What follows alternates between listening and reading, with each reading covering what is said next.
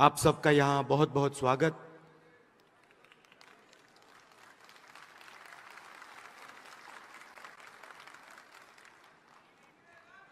मैं आपके भाषण सुन रहा था।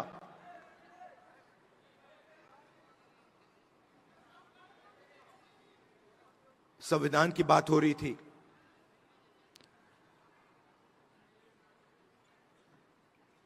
और जब हम इस किताब को देखते हैं, दिखाइए जरा अपना संविधान।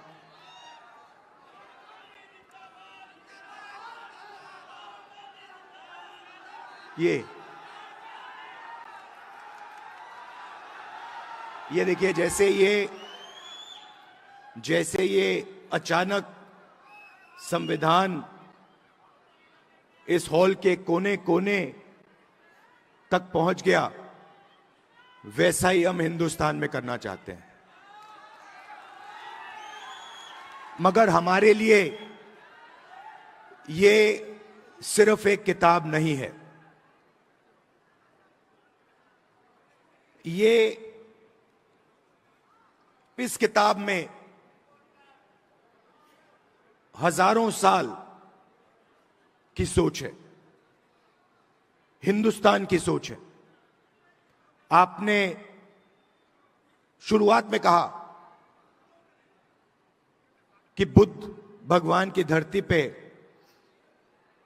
आप स्वागत कर रहे हो। बुद्ध भगवान की आवाज इस संविधान में है।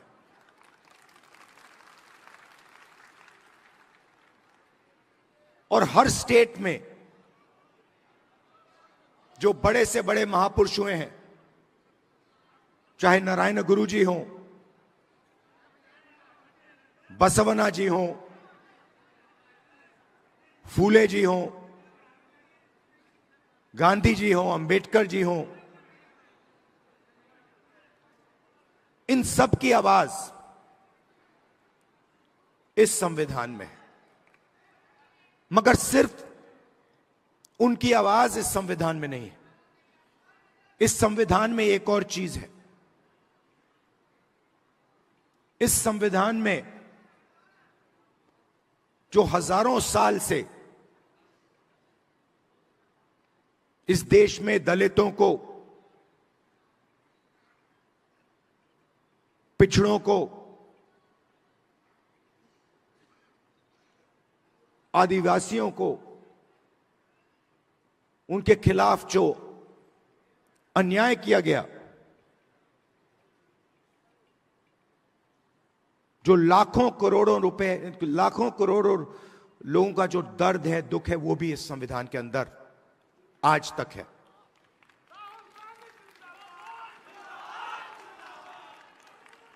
और इस संविधान ने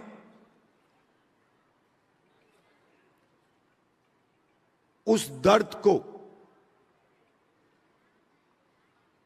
पूरी तरह नहीं, मगर थोड़ा सा कम किया है।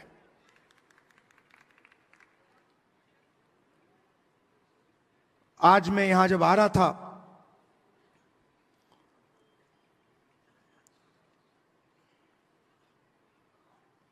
गंगा जी की ओर मैंने देखा, गाड़ी में बातचीत हो रही थी और मैं सोच रहा था कि ये लगती तो एक नदी है,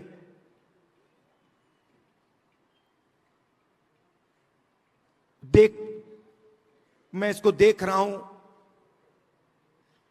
एक नदी दिख रही है, मगर इसका पानी, इस नदी का पानी सब जगह है। अगर आपने आज सुबह पानी पिया तो वो आपके अंदर है, आपके खून में है। अगर आपने आज सुबह रोटी खाई तो उस रोटी में था। वैसे ही ये इस संविधान का विजन वही था। हम चाहते थे कि जैसे गंगा का पानी सब जगह जाता है, वैसे ही विजन था कि इस संविधान की जो सोच है वो हिंदुस्तान के कोने कोने में, हिंदुस्तान के हर व्यक्ति के अंदर, हर संस्था के अंदर जैसे गंगा का पानी जाता है वैसे जाए।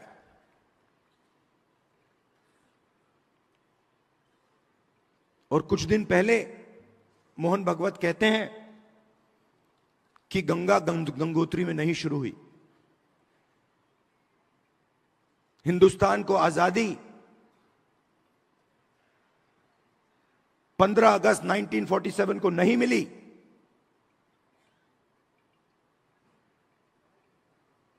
बाद में मिली। तो अगर मोहन भागवत कह रहे हैं कि 15 अगस्त 1947 को आजादी नहीं मिली, तो वो इसको नकार रहे हैं। वो कह रहे हैं, खुले स्टेज में कह रहे हैं कि इस किताब में जो सोच है उसका हिंदुस्तान के लिए कोई मतलब नहीं है। यह आजादी का नतीजा नहीं था, क्योंकि उस समय मोहन भागवत के मुताबिक आजादी तो मिली नहीं।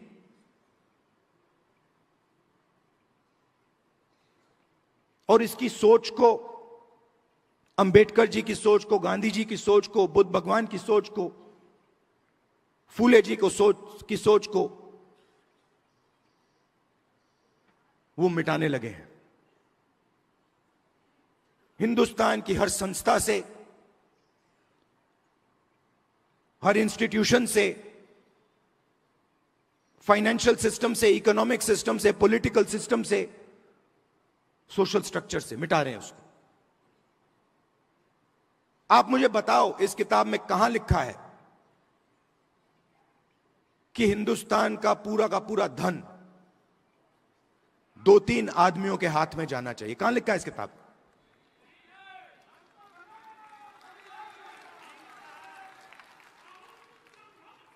तो मोदी जी आते हैं, पार्लियामेंट में आते हैं, पहले कहते थे 400 सीट आएंगे तो इसको हम बदल देंगे। और फिर जब आप लोगों ने, हमने मिलकर मोदी जी को संविधान की सच्चाई समझाई, तो फिर पहले दिन इलेक्शन के बाद आए तो फिर ऐसे आए थे। मगर चाहते थे कि मैं उसको उठा के फेंक दूं। मगर हिंदुस्तान की जनता ने कहा, भैया अगर आपने सिर पे नहीं रखा तो हम तुम्हें उठा के फेंक देंगे।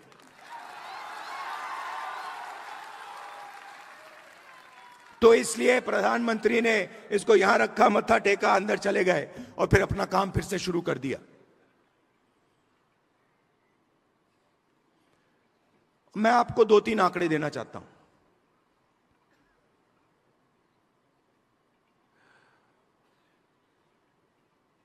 सबसे पहला आंकड़ा,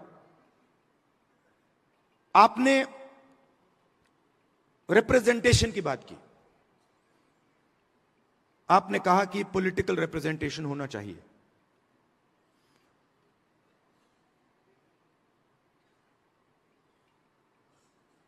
आज के हिंदुस्तान में एमएलए के पास, मेंबर ऑफ पार्लियामेंट के पास कोई पावर नहीं है। मैं मिलता हूं लोकसभा में बीजेपी के पिछड़े वर्ग के एमपी से, दलित एमपी से, आदिवासी मेंबर ऑफ पार्लियामेंट से। वो मुझे कहते हैं, भैया हमें पिंजरे में बंद कर यहां टांग रखा है।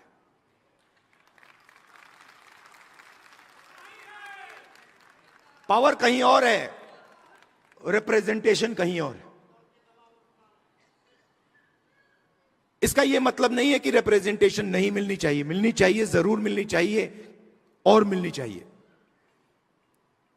मगर मेरा कहना है, सिर्फ रिप्रेजेंटेशन से काम नहीं होने वाला है।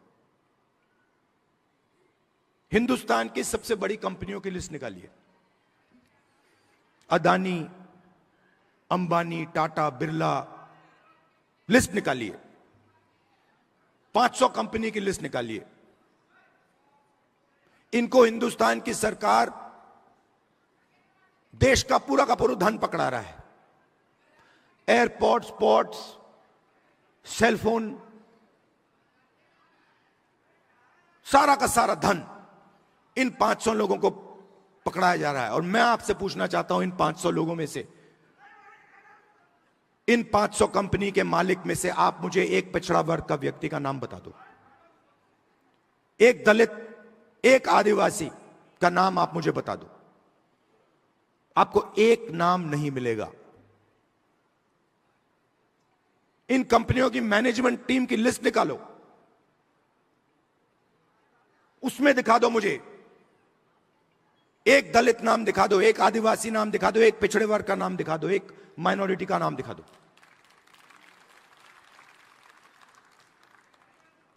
मीडिया में देखिए, एंकर्स की लिस्ट निकालिए, मालिकों की लिस्ट निकालिए। 20-25 कंपनियां, मीडिया की कंपनियां पूरा नैरेटिव बनाती हैं, हिंदुस्तान का नैरेटिव बनाती हैं। उसमें किसान की कभी बात नहीं होगी, पिछड़ों की कभी बात नहीं होगी, दलितों की बात नहीं होगी, मजदूर की बात नहीं होगी।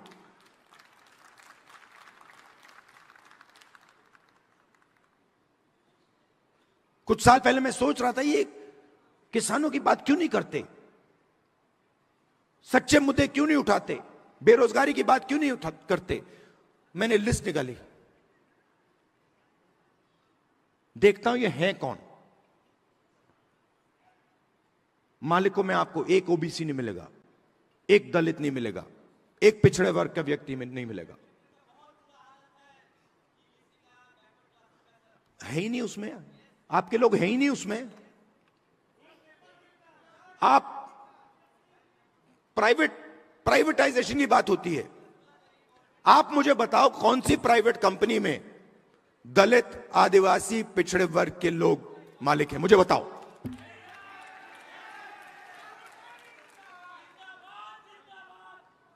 मैं कल कुछ दिन पहले रात को एम्स गया। मेट्रो स्टेशन में लोग, वहां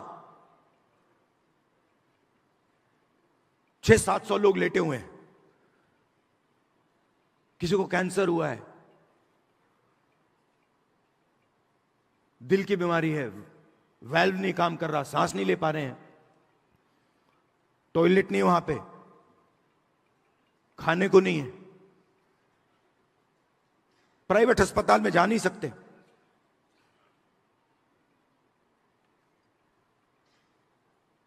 पूरा का पूरा सिस्टम, चाहे वो प्राइवेट अस्पताल हो, शिक्षा का सिस्टम हो, स्वास्थ्य का सिस्टम हो, बिजनेस का सिस्टम हो, आपके लोग हैं ही नहीं उसमें।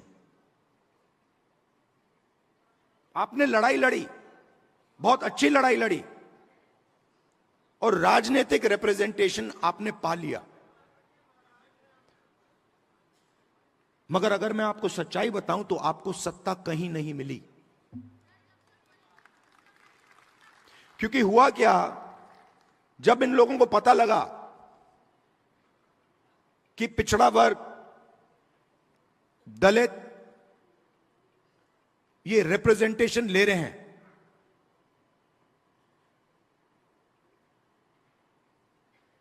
तो इन्होंने रिप्रेजेंटेशन आपको दे दी, मगर पावर कहीं और ले गए।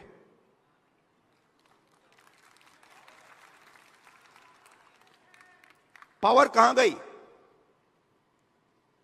Power Adani Ambani, power RSS, हर संस्था में अपने लोगों को डाल देते हैं। मैंने लिस्ट बनाई, आरएसएस के जो अपॉइंटीज हैं, हजारों अपॉइंटीज होते हैं सरकार में, बोर्ड, कॉर्पोरेशन, गवर्नर, हजारों होते हैं। मैंने लिस्ट निकाली, ये आरएसएस सत्ता के सिस्टम में किसको डाल रहा है। उसमें आपको एक पिछड़े वर्ग का नहीं मिलेगा, एक दलित नहीं मिलेगा, एक आदिवासी नहीं मिलेगा।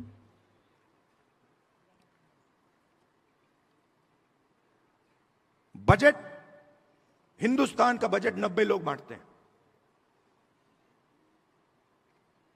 एमपी एमएलए बजट नहीं बांधते। जो धन है वो 90 अफसर बांटते हैं, secretary to government of India. मैंने लिस्ट निकाली, ये है कौन? आपकी आबादी, पिछड़े वर्ग की आबादी 50% है, कम से कम। कोई जानता नहीं है। आज तक कोई यह नहीं कह सकता कि गारंटी कह के मैं कह रहा हूं कि भैया 50% है। यह कह सकते हैं कि हां 50%, कम से कम 50 है, 50 से 55 भी हो सकती है, 60 भी हो सकती है, पता नहीं, मगर 50 से कम नहीं है। दलितों की 15%, आदिवासियों की 8%। इसीलिए तो हम यहां आए हैं।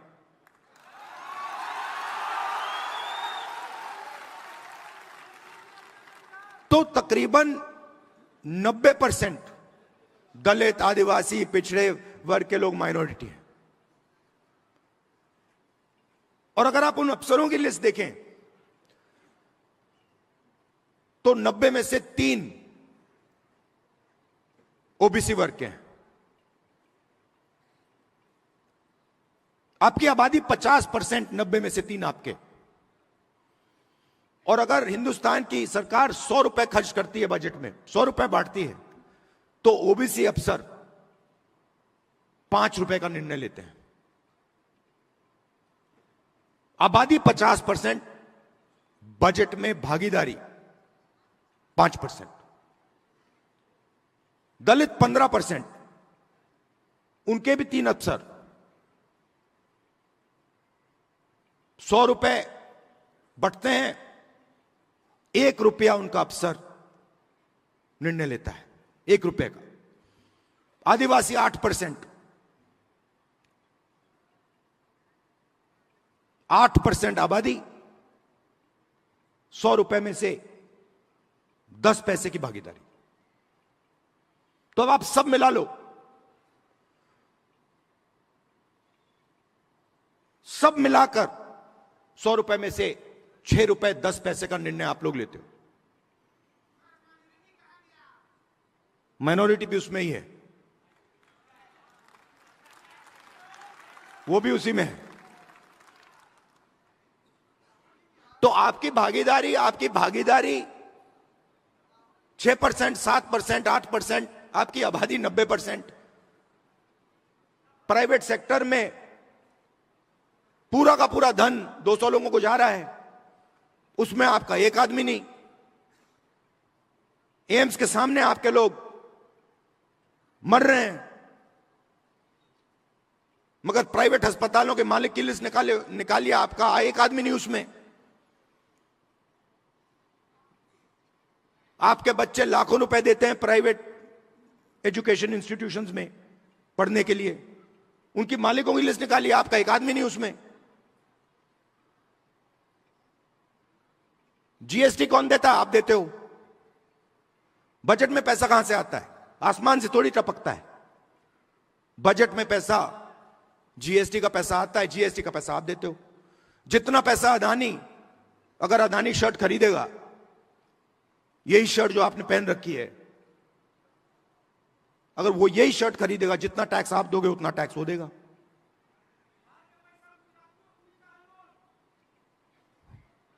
तो हो क्या रहा है? आप मेहनत कर रहे हो, आप जीएसटी दे रहे हो, आपके जेब में से पैसा निकलता है, महंगाई बढ़ती है, आपका पैसा कहां जाता है? प्राइवेट अस्पताल में जाता है, प्राइवेट यूनिवर्सिटियों में जाता है, सीधा ट्रांसफर हो रहा है। दलित, आदिवासी, पिछड़े वर्ग, माइनॉरिटीज, आपके जेब में से पैसा ट्रांसफर हो रहा है बस, और आप देखते रह रहे हो। यह प्रॉब्लम है। अब पहला कदम हमारे लिए क्या है, मैं आपको बता देता हूं। पहला कदम हमें यह पता लगाना है कि सच्ची स्थिति क्या है। सच्ची सिचुएशन क्या है? जाति जनगणना, और हम छोड़ने वाले नहीं है। और ये बिहार वाला जाति जनगणना नहीं, ये फेक जो जाति जनगणना इन्होंने किया है लोगों को बेवकूफ बनाने वाला, ये नहीं। और जाति जनगणना के बाद आप क्या एक्शन लेंगे वो सबसे जरूरी है। जाति जनगणना क्या है? जाति जनगणना एक्सरे जैसा है। किसी को चोट लगती है, डॉक्टर के पास जाता है, कहते हैं डॉक्टर मेरे हाथ में दर्द है। डॉक्टर एक्सरे करता है, कहता है हां हाथ टूटा हुआ है। तो जाति जनगणना एक्सरे एमआरआई जैसी चीज है। उससे दूध का दूध, पानी का पानी हो जाएगा। सबको पता लग जाएगा हमारी आबादी इतनी है, भागीदारी इतनी है। मगर उसके बाद जाति जनगणना के बेसिस पे पॉलिसी बननी चाहिए। तो हमारा विजन क्या है कि हिंदुस्तान का पूरा जो सिस्टम है जो कोलैप्स कर रहा है, क्यों कोलैप्स कर रहा है? क्योंकि अन्याय है। गरीब लोगों के पास रोजगार नहीं है, किसान को सही आमदनी नहीं मिलती, मजदूर को सही कॉम्पेंसेशन नहीं मिलती। क्यों? क्योंकि पूरा का पूरा धन वही 10-15 लोगों के हाथ में जा रहा है। तो एक बार जाति जनगणना होगा, हमें पता लग जाएगा कि किसकी कितनी आबादी है और हिंदुस्तान के सिस्टम में उसकी कितनी भागीदारी है। प्राइवेट अस्पतालों में कितनी भागीदारी है, कॉलेजेस यूनिवर्सिटीज में कितनी भागीदारी है, मीडिया में कितनी भागीदारी है, कॉर्पोरेट इंडिया में कितनी भागीदारी है, ब्यूरोक्रेसी में कितनी भागीदारी है। और उसके बाद हम सही प्रकार से विकास की बात कर पाएंगे। बिना जाति जनगणना विकास की सही तरीके से बात नहीं की जा सकती है। तो इसीलिए मैंने पार्लियामेंट हाउस में कहा है, साफ कहा है कि चाहे कुछ भी हो जाए, मोदी जी के सामने मैंने कहा है,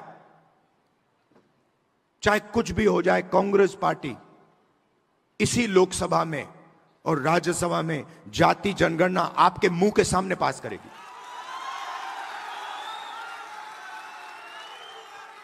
और हमने यह भी कहा है कि जो दीवार बना रखी है 50% रिजर्वेशन की दीवार, उस दीवार को हम लोकसभा और राज्यसभा में तोड़ के परे कर देंगे। रिजर्वेशन 50% से ज्यादा होना चाहिए, जाति जनगणना होनी चाहिए और हर जात को इस देश में भागीदारी मिलनी चाहिए। और ये सिर्फ हम नहीं कह रहे हैं, ये सिर्फ आप नहीं कह रहे हैं, ये कॉन्स्टिट्यूशन कह रहा है, ये संविधान कह रहा है, इसमें लिखा हुआ है। इसमें लिखा है हिंदुस्तान के सब लोग एक जैसे हैं, समान हैं और सबकी प्रगति होनी चाहिए, सबकी भागीदारी होनी चाहिए। तो हम कॉन्स्टिट्यूशन के लिए, संविधान के लिए लड़ रहे हैं, संविधान की रक्षा कर रहे हैं और इसकी सोच को हम पूरे देश में फैला रहे हैं। और लड़ाई, मैंने पार्लियामेंट में भाषण में साफ बोली, लड़ाई संविधान और मनुवाद के बीच में है। एक तरफ समानता, एकता, दूसरी तरफ नफरत और हिंसा। और मैं ये आपसे कहने आया हूं, जो आपने कहा